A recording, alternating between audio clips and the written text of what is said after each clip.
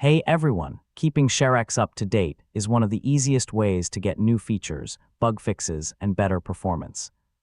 Whether you installed it from the official website or the Microsoft Store, updating only takes a few minutes.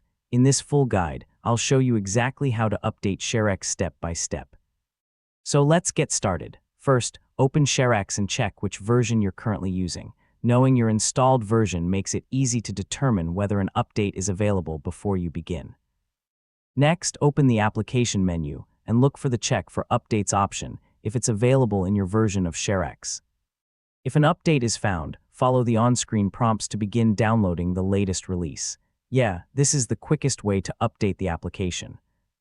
If you don't see an update option, or if the automatic update doesn't work, visit the official ShareX website and download the latest installer. Running the newest installer updates your existing installation while keeping your settings in most cases. Open the downloaded installer and follow the installation wizard. The installer will update your existing copy of ShareX instead of creating a separate installation. The process usually finishes within a minute. If you originally installed ShareX from the Microsoft Store, open the Microsoft Store, go to your library, and check for available updates. If automatic updates are enabled, ShareX may already be running the latest version.